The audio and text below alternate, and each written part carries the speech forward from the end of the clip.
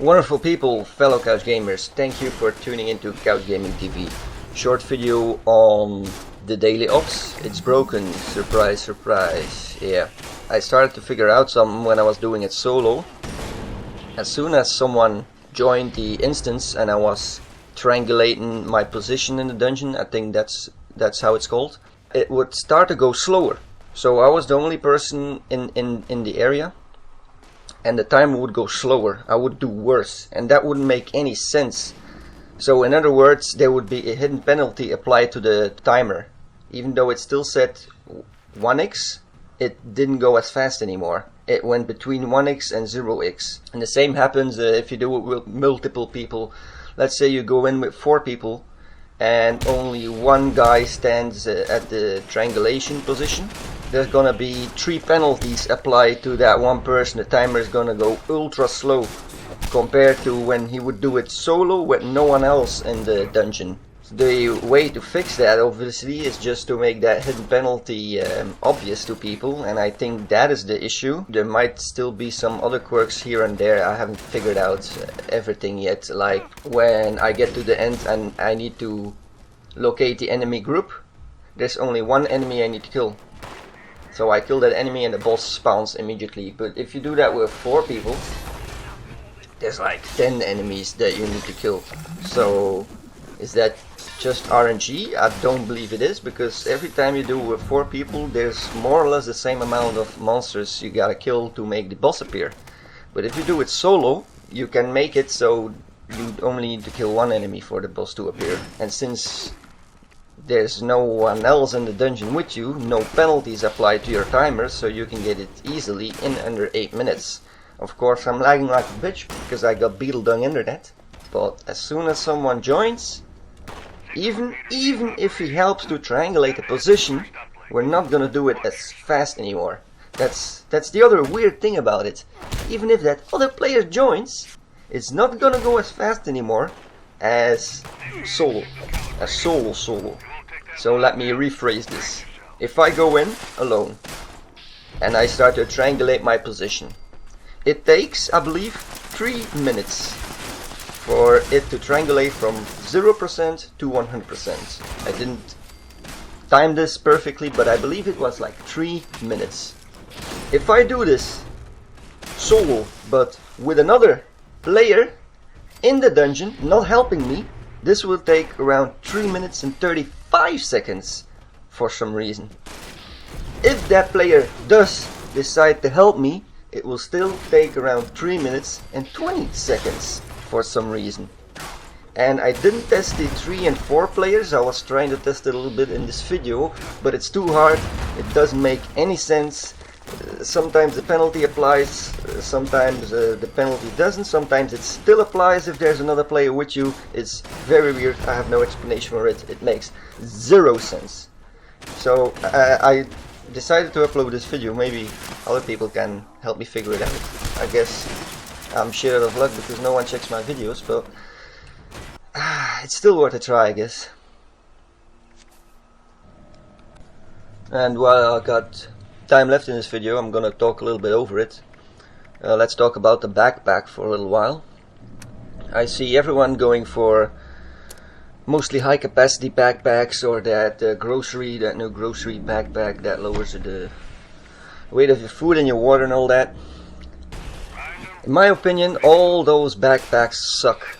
The only good backpacks are the 2 backpacks you don't hear anyone talking about. That's the backpack that gives 90 extra radiation resistance, and the backpack that refrigerates your food.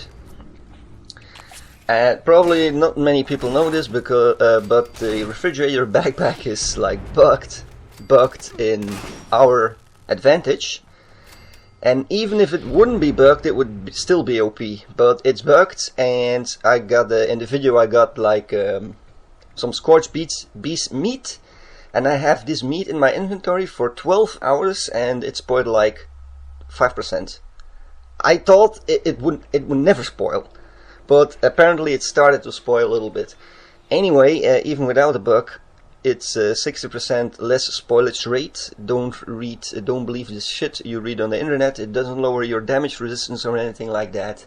Just lowers your carry weight capacity back down to 30 and gives you refrigerated food. And why is that good?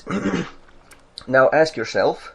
You've been probably playing all this time, picking up all the random bits of food you can find and then bake it somewhere in your camp, and then you get like random bits of stupid food that spoil in 1 hour, 2 hours, I don't know.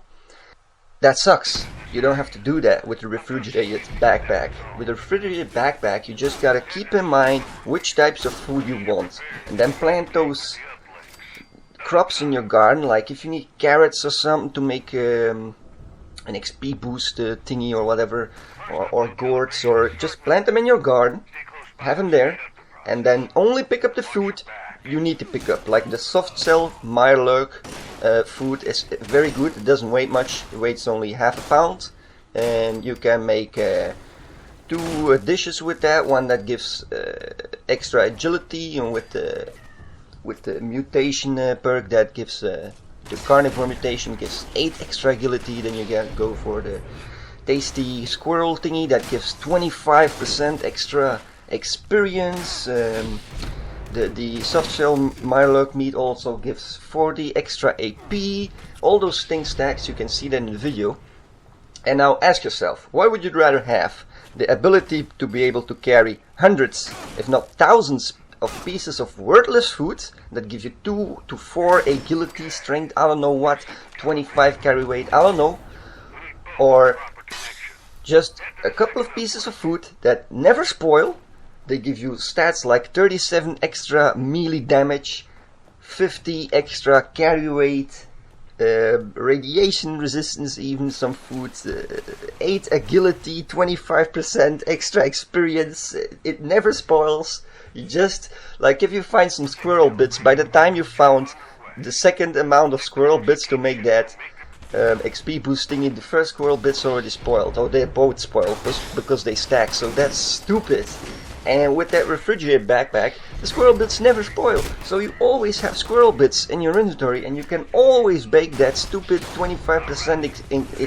It's insane. I don't know why people don't do this. I have no words for it. The only downside about that is that both backpacks, the refrigerator and the radiation resistant backpack, come from the tadpole vendor. So I didn't complete it in under 8 minutes, unfortunately, because I died. Which is very unfortunate, because all you gotta do is, once you get hit once by that boss, you just spam your stim back button like 20 times and you cannot die anymore. It's impossible. But due to the lag, it didn't heal at all. It only healed like 3 times, I believe. So whatever. And that wraps up the video. I thank you all for watching. I hope you enjoyed it. If you did, please leave a like and a comment. Consider subscribing as well. That would help out a ton. And help yourself out a ton as well by using the refrigerated backpack mod.